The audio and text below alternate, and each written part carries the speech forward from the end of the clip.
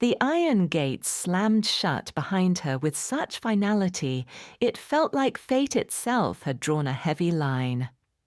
Valerie Stone stood on the threshold of freedom, a crumpled release paper in her hand and 2 wrinkled $100 bills in the pocket of her faded jacket.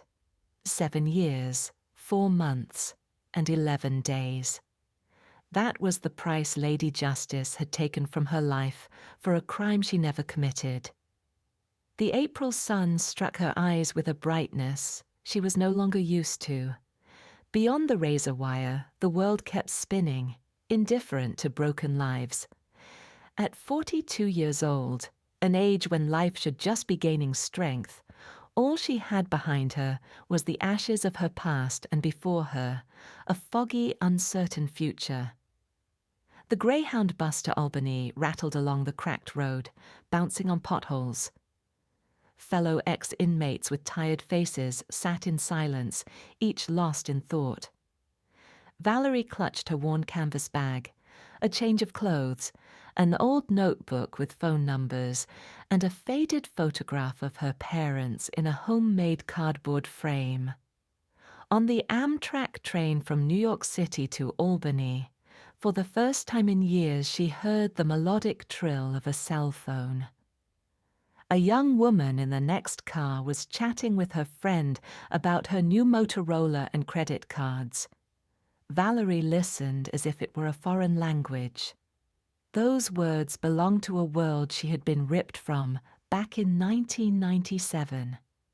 Penn Station greeted her with the chaos of commuters and the smell of fresh pretzels from the vendors. New York had changed beyond recognition. Bright storefronts with brand names everywhere, people talking louder, dressed sharper. Young men on the sidewalk slicked back their hair, speaking quickly into cell phones the size of a hand. Her first stop was the DMV. Valerie wandered for 2 hours, confused by renamed streets and unfamiliar subway stations. The line stretched half a block. People clutched folders of documents like students before a bureaucratic exam. "Next!" barked the clerk without raising her eyes. Valerie slid her release paper and temporary ID under the glass. "Restoring your state ID takes 30 business days. Processing fee, $200. Proof of residence, 2 photos. Next." "Excuse me," Valerie asked quietly. "How do I get proof of residence if I don't even have an ID yet?" The clerk finally looked up, tired, indifferent eyes that had seen thousands like her. "That's your problem." No documents, no service. Next, outside, Valerie sat on a bench and unfolded a scrap of paper with her childhood home address. Brooklyn Heights, Willow Street, number 17. That's where her childhood had passed. That's where her parents once lived. That's where the family's quilt collection had been kept. The bus dropped her off near the familiar block. The neighborhood had transformed. Old houses wore new paint. Driveways gleamed with imported cars. Children played in bright jackets. In the window of what used to be her family's living room now hung golden-patterned curtains. Valerie pressed the intercom button. A metallic voice answered slowly. "Who's there?" "Good afternoon. This is Valerie Stone. I used to live here. We don't know any Valerie. This house has been ours for 5 years. Understand? Please leave, or we'll call the police." The line went dead. Valerie stood in front of her own house like a beggar. Through the gate, she could see the tidy yard where her mother's lilac bush had once grown. Now a plastic playground stood in its place. By evening, she dragged herself to the district attorney's office. The duty officer listened half-heartedly. "Stone, case of 98. He tapped on the keyboard. "Conviction upheld. Appeals rejected. Case closed. But I'm innocent. My husband is alive. He set me up. Ma'am, the prosecutor sighed, rubbing his nose. Cases can only be reopened if there's new evidence that wasn't known to the court at the time of sentencing. Do you have such evidence? No. Then the case won't be reviewed. Hire a lawyer if you like. Maybe they'll come up with something. Good day. Leaving the DA's office, Valerie felt like a speck of dust in a vast, indifferent world. Evening was falling. She had nowhere to sleep, and $200 was nothing, not even for a roadside motel. She returned to her old street and curled up in the entryway of a neighboring building. The doorman, an older woman in a warm robe, wanted to drive the vagrant away at first, but something in Valerie's face stopped her. Where are you from, honey? From prison, Valerie answered honestly. The woman was silent, then sighed. One night you can stay. But tomorrow, find a shelter. I won't call the cops, but you can't stay here. In the morning, the doorman gave her an address of a church shelter and a cup of hot tea. Hold on, dear. The Lord endured, and so must we. At the shelter, Valerie was warned right away. 3 nights maximum. After that, the bed would go to someone else. In those days, she rushed from office to office, trying to find work. Everywhere they asked for ID, proof of address, employment history.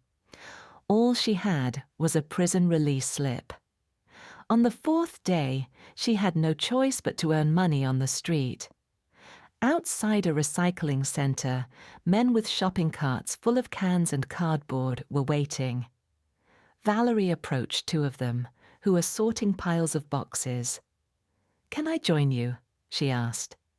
The older man, tall and thin, with wise eyes, looked her over. "Name's Steve.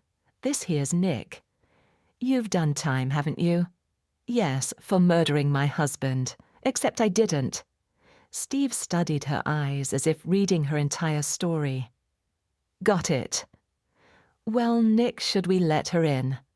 Nick, who had been silent, spoke softly in an unexpectedly gentle voice. "Maybe we should. Alone, she won't last." That day they combed through dumpsters and alleyways, gathering cans and scrap. By nightfall, each of them had made about $30, enough for bread and milk. Steve led Valerie to an abandoned construction trailer on the outskirts. "You can crash here for now. Warm, dry, no cops bother us." The trailer smelled of old wood and machine oil. In the corner stood a rusted stove, and against the wall, makeshift bunks. Valerie sat on the edge of one and suddenly burst into tears. For the first time since her release, she cried, not from self-pity, but from gratitude to these men who hadn't turned away from her. Steve patted her shoulder awkwardly. "Don't worry. I once thought my life was over too. Did time for stealing wood from a factory. Turns out life was just beginning. Main thing is, don't let bitterness eat you alive." Nick, a former physics PhD turned drifter after a divorce, nodded. "She'll be fine with us. We'll teach her how to survive." That night, lying on the hard cot and listening to rain drumming on the metal roof, Valerie thought the world had refused her a home, a job, even an ID. But strangers had given her something priceless, a chance to start again. May crept into the city quietly, wrapping New York in the warmth of young leaves. The abandoned trailer had become a kind of home, filled with the smell of sun-warmed wood and damp spring air sneaking through the cracks. Valerie woke with the first rays of light, a prison habit not broken in a month of freedom. First thing every morning, she pulled from her pocket a worn paper image of St. Nicholas the Wonder Worker, a gift from her cellmate Vera on the day of her release. Its edges were frayed, the colors faded, but the calm face of the saint looked at her with quiet wisdom. Kneeling before a makeshift altar, just a nail box turned sideways, she whispered the Lord's Prayer. In prison, she prayed for strength to endure. Now she prayed for strength to survive freedom. Breakfast was yesterday's bread dipped in tea from a tin mug. Then came the work.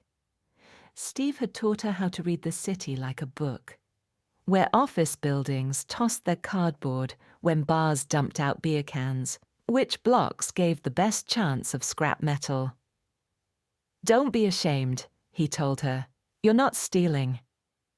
You're cleaning up what people don't need." Honest work. In a month, Valerie had learned to tell metals apart by sight, haggle with buyers, and carry her load without breaking her back. $30 to $50 a day, enough for bread, milk, maybe apples on a lucky evening. Nick was the strangest companion of all.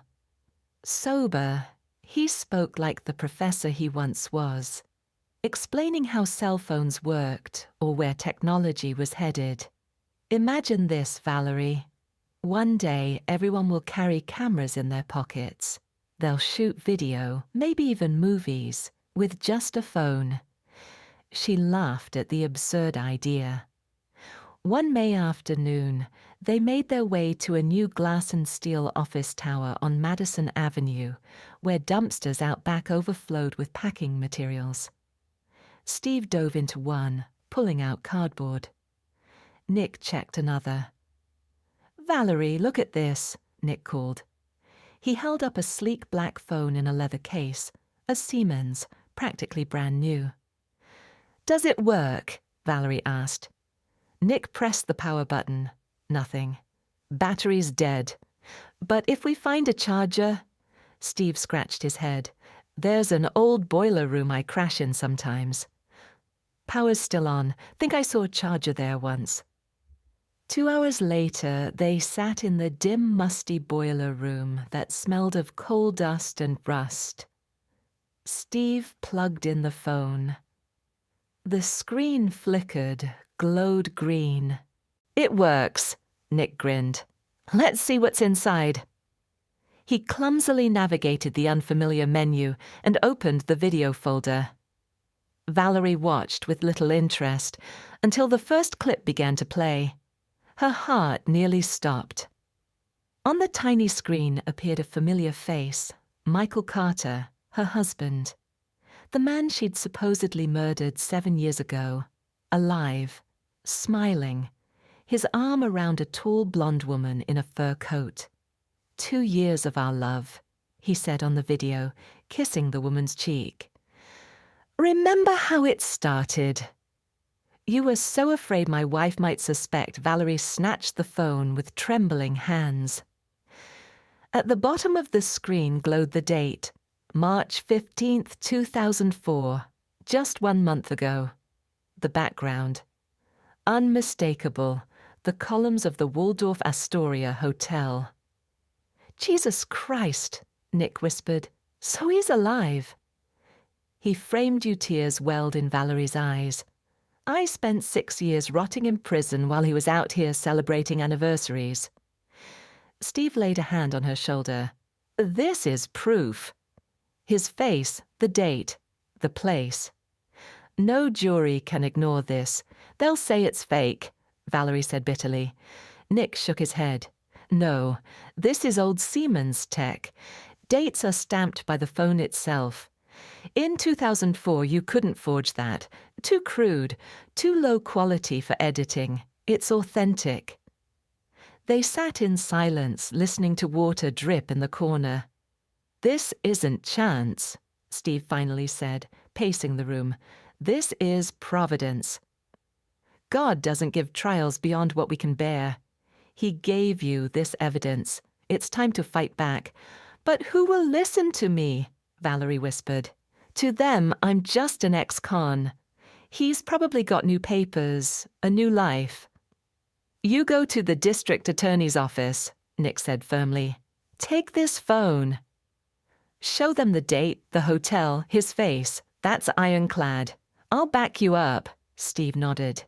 "We'll both testify we found it together." Nick can explain the technical side. Valerie pressed the saint's image to her chest, whispering, "Thank you for this sign. Give me strength to see it through." That evening, back in the trailer, they replayed the videos one by one. Michael and the blonde at restaurants, in an apartment, at a lake house. Dates stamped 2003 and 2004. A whole secret life while she wasted away behind bars. "Tomorrow," Valerie said, sliding the phone under her pillow, afraid it might vanish. "Tomorrow I go to the DA. No more hiding." For the first time in 6 years, hope flickered. Morning in Manhattan was noisy with honking cabs, clanging streetcars, and the smell of roasted peanuts from street vendors. Valerie walked toward the district attorney's office, clutching the Siemens phone like it was a live coal. Each step pounded in her temples. Her heart raced so loudly she feared passers-by could hear it. Inside, the corridors smelled of old paint and stale paper.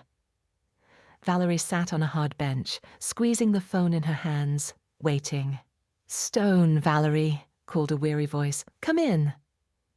Behind the desk sat a man in his 50s with graying hair and sharp gray eyes. His badge read, "Vincent Harris, Senior Investigator." "Sit down," he said. "The duty officer mentioned your request."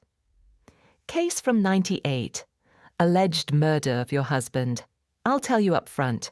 Once a conviction is final, we reopen only if there's new evidence." Valerie placed the phone on the desk with trembling hands. "I have evidence. A video.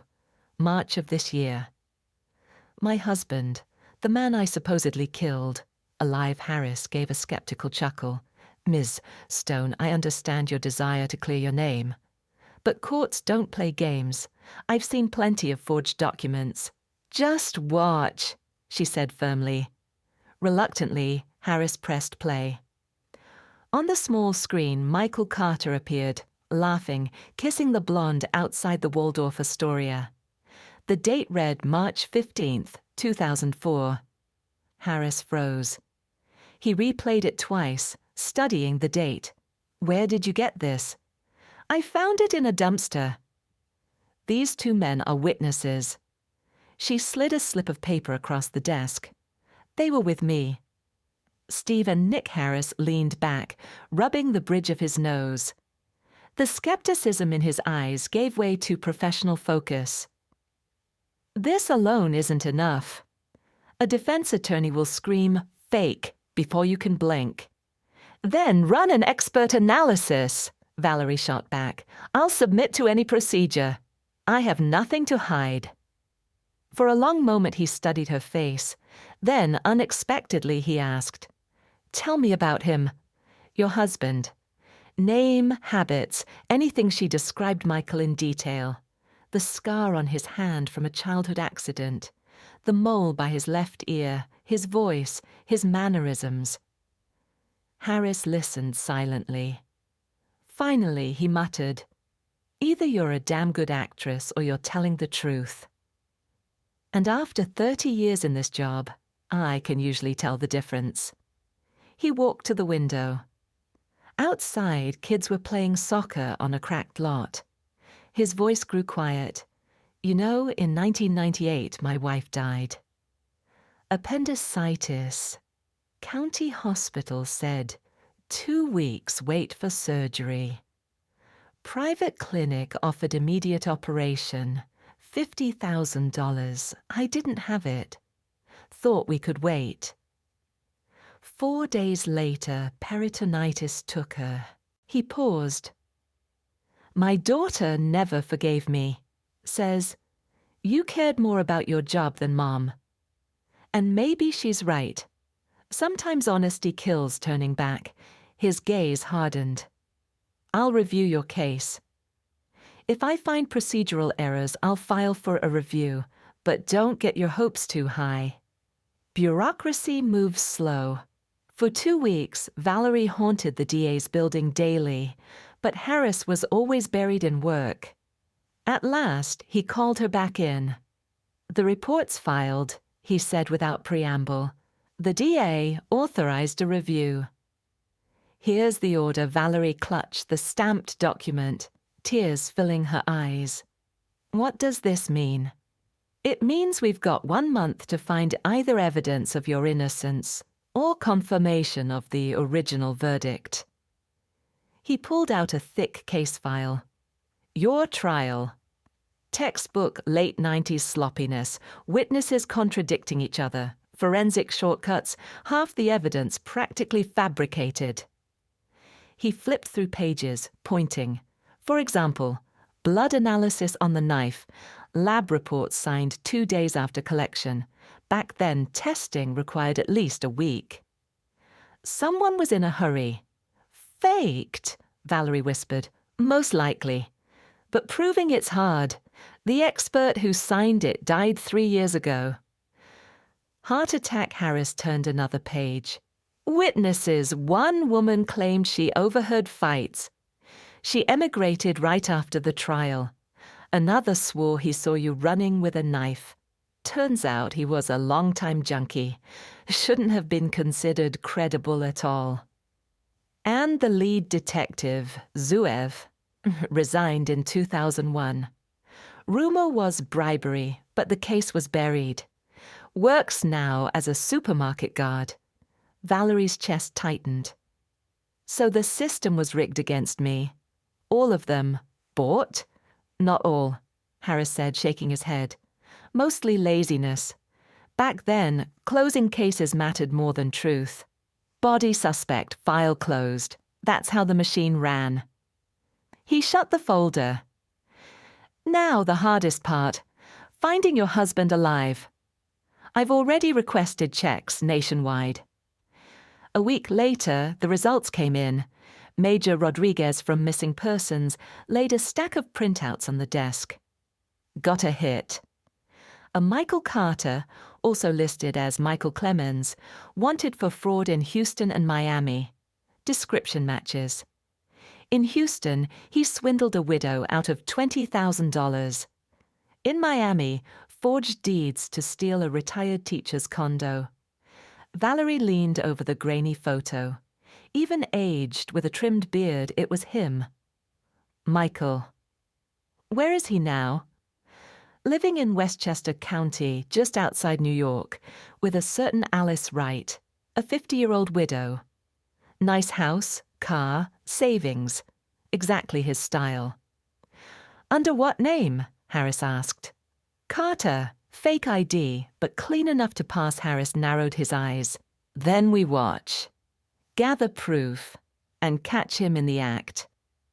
Meanwhile, we'll send the phone to forensic labs to certify the videos are authentic." Valerie sat silently as the professionals planned. For the first time in years, she felt the system moving in her favor. That night, back in the trailer, Steve and Nick were waiting with bread and canned beans. "Well," Steve asked. "They've started the review." Valerie smiled faintly. "Harris believes me." "Then truth will win," Nick said softly.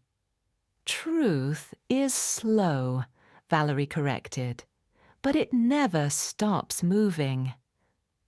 Clutching the worn saint's image, she whispered a prayer of thanks. For the first time in years, she believed she might clear her name. August dragged on like a slow river of waiting. For Valerie, every day blurred into endless check-ins at the district attorney's office, interviews with investigators, and long nights of doubt in the trailer. Vincent Harris was meticulous. "We can't rush," he told her. "One mistake and his lawyer will shred the case. We need airtight evidence." The first step was wiretap authorization. A weary judge reviewed the motion, studying the video evidence and Harris's report. "There's enough probable cause," she finally said. 2 months, but remember, any slip and it's inadmissible."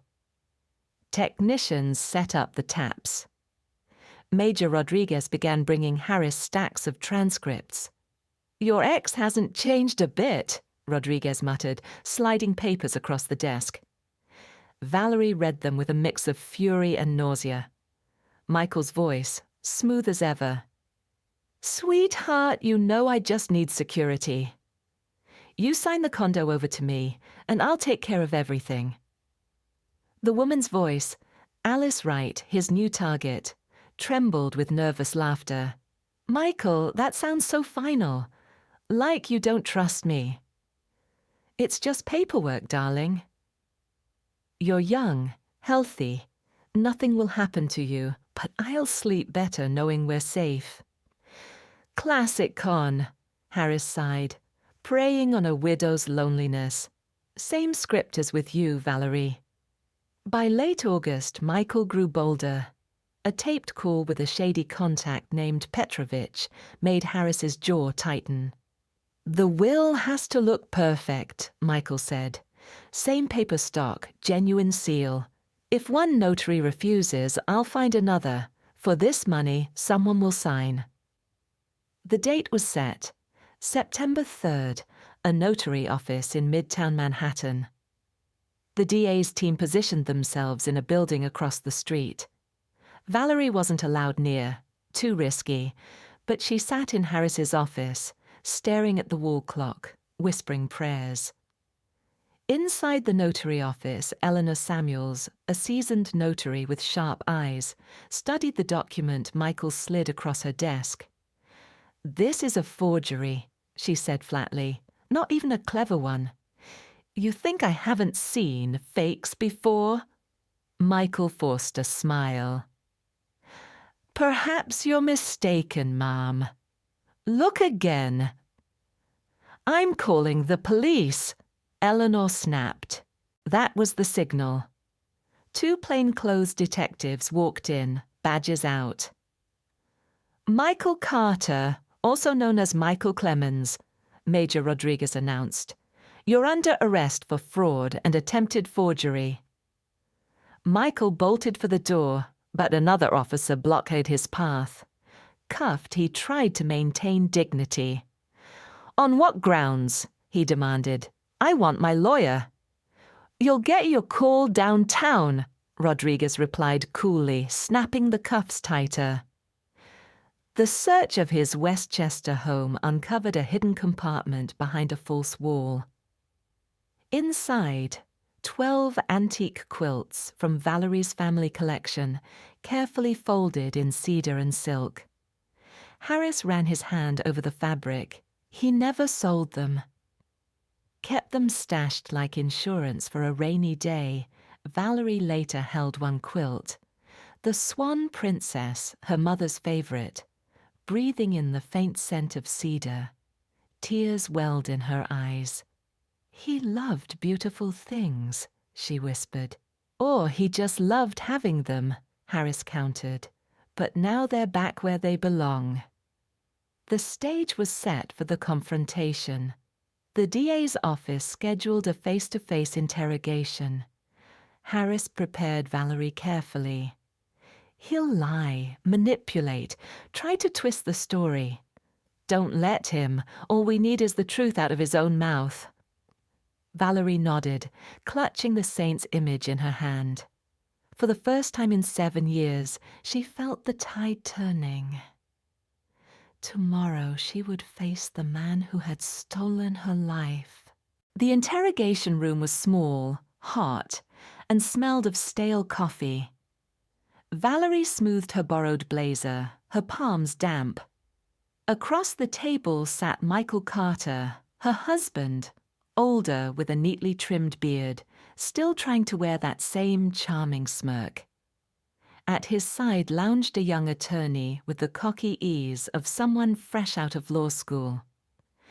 When Valerie walked in, Michael's face went pale. For a moment he looked like he'd seen a ghost. "Do you recognize this person?" Investigator Vincent Harris asked calmly. "Yes," Valerie said, her voice firm. "This is my husband, Michael Carter, the man who staged his own death in 1997 and let me rot in prison for 7 years." The attorney jumped in. My client is not obligated to answer. Let her speak, Michael interrupted. His voice was low, almost weary. He lifted his head and met Valerie's eyes. Yes, it's me, Michael Carter. I faked my death. The attorney nearly dropped his pen. Michael! Shut up, Michael snapped. For once his mask slipped. His voice quickened, words spilling like water from a burst dam. You'll never understand. You were born with everything. Family, a house in Brooklyn Heights, antiques. Me?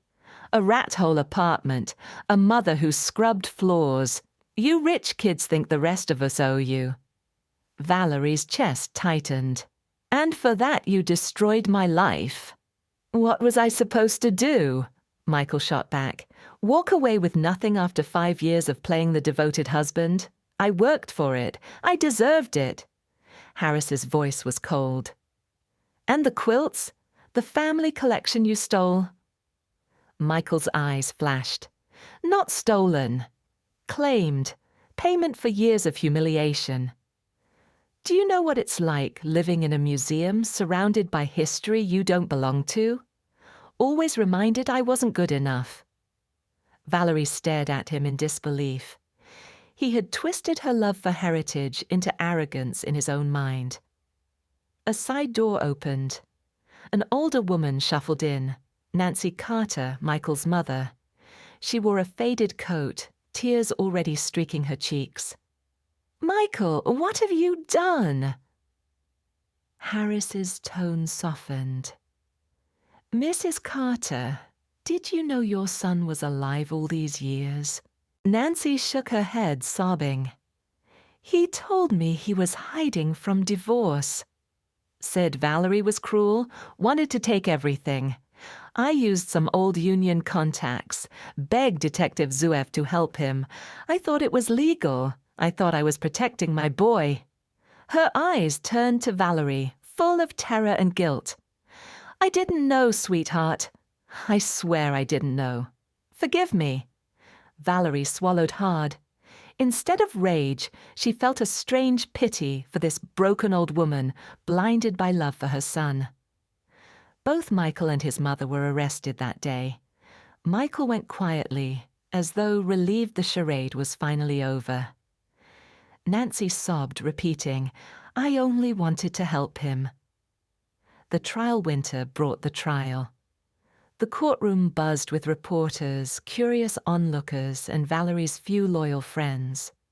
The evidence was overwhelming. The videos from the Siemens phone, the forged will, the hidden quilts in Westchester, the wiretap transcripts of Michael's cons. The jury needed little time.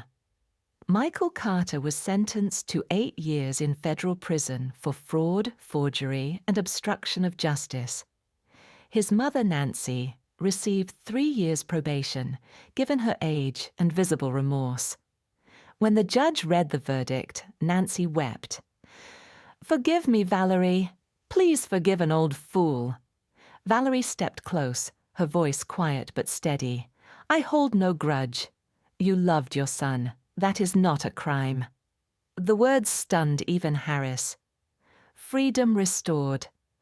The legal process of exoneration stretched over a year. Endless forms, hearings, and court orders. Finally, in the fall of 2005, Valerie Stone was officially fully rehabilitated, her name cleared. Her Brooklyn Heights house was returned. The tenants moved out without protest, even offering apologies. But the place was in ruins, leaking roof, peeling plaster, wiring shot. The quilt collection resurfaced piece by piece. 12 were recovered from Michael. 1 was spotted at an auction and repurchased, but 2 were forever lost. 1 rare quilt, dated 1840, sold for $15,000, money Valerie used to begin repairs. Steve and Nick became her partners, helping rebuild. She offered them the attic apartment in the house. It's too grand for us, Steve protested. Nonsense, Valerie said. This house is big enough for all, and I need you, Nick. Quit drinking for good, restored his documents, and became manager of the new workshop. Steve worked with wood, crafting frames and displays for restored textiles. Bit by bit, Valerie's life transformed. By 2006, the house on Willow Street, Brooklyn Heights, was slowly coming back to life. Fresh paint replaced cracked plaster. The roof no longer leaked, and the rooms once filled with echoes of loss now carried the sounds of work and laughter. The basement became a restoration workshop. Valerie took her mother's quilts out of cedar chests and began restoring them stitch by stitch, teaching her hands to bring fabric back to life, just as she had taught her heart to heal. Steve handled carpentry, building frames, cases, and display mounts. Nick managed supplies, clients, and the endless details of running a small business. For the first time in years, they weren't just survivors, they were family. A new chapter with Harris. Her bond with investigator Vincent Harris grew quietly, steadily. They shared long conversations over coffee, evenings at the theater, walks through Central Park. He had his own scars, a widower with a teenage daughter, Katie, who looked at Valerie with suspicion. "Dad, she's just another woman chasing your paycheck," Katie scoffed more than once. "Not every woman is an opportunist," Harris said gently. "Some just happen to be good people who've been through hell." Valerie never pushed. She was simply there when Katie needed help with a school essay or advice before prom. Slowly, the ice thawed. In the summer of 2006, Harris and Valerie married in a modest ceremony at City Hall. Katie came in a white dress, smiling for the first time without hesitation. "Dad's happy," she admitted. "That's enough for me." The little girl in the library one autumn afternoon, while delivering restored banners to a historical museum, Valerie noticed a 5-year-old girl sitting alone in the corner of the children's library. She had a slight limp, the legacy of a car accident that had killed her parents. "Pretty quilts," the girl said, pointing at Valerie's catalogue. "You like them?" Valerie smiled, kneeling down. "Yeah, but I don't have any. I don't have anything." Her name was Daisy. The thought of leaving her in foster care gnawed at Valerie's heart. By winter, the adoption was finalized. Daisy underwent surgery and rehab. Painful months, but successful. By spring, she ran across the yard, her limp barely noticeable. A son named Ryan. In early 2007, at 43, Valerie discovered she was pregnant. Risky, the doctors said, but possible with close monitoring. Harris held her hand at every checkup, his face glowing with the hope he'd thought he'd lost forever. "Boy," he whispered, touching her belly. "His name will be Ryan, after your father." That July, Ryan was born healthy. 3 pounds, 2 ounces. A strong cry filling the hospital room. Steve rocked him with tears in his eyes. "Spitting image of your dad, Valerie." I swear Katie, now in college, proudly showed her friends pictures of her baby brother. "Mom's tougher than anyone I know," she told them. The word mom rolled off her tongue naturally, almost without her realizing it. A full house again. By 2008, the house that once stood empty and haunted was alive with warmth. In the garden, Daisy built sand castles, while Ryan gleefully knocked them down. In the workshop, Valerie restored a quilt for the Metropolitan Museum. Upstairs, photos lined the walls, her parents, her wedding with Harris, Daisy's adoption, Ryan's first steps.